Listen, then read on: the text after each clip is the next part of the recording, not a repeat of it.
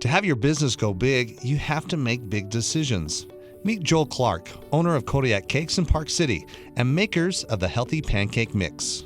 We've stayed really true to that.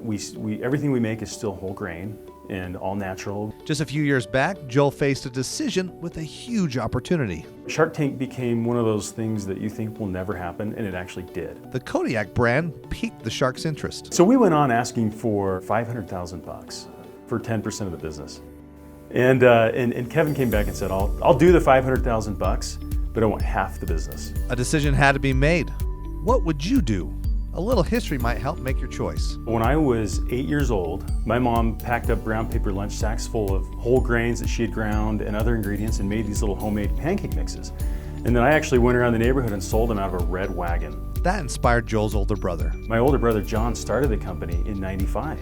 So he's the one who took my mom's recipe and created the mix. A couple of years later, though, Joel had to make another important decision. My brother John, who started the company, came to me and he said, "Hey Joel, I can't keep going with it." So I took over the company and it was just me. It was really small. But Joel kept at it and was able to get into some local grocery stores. But he was working a full-time job during the day and working on the business at night just to make ends meet.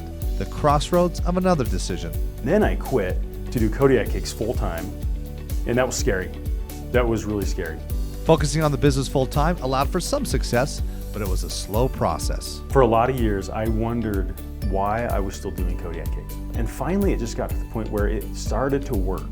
A decision to persevere, and then something that seemed out of the blue. I went to Oxford. I had been running this for 1 year, full-time.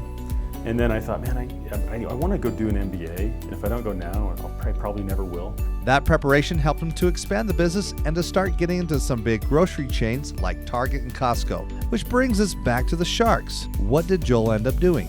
We got offers, but we felt like they were just lowballing us. So we ended up walking off the show. I think that was a great decision. It gave us a little more time to keep building the business without an investor. Just last year, Kodiak Cakes did take on a food-focused investor and sold 40% of the company.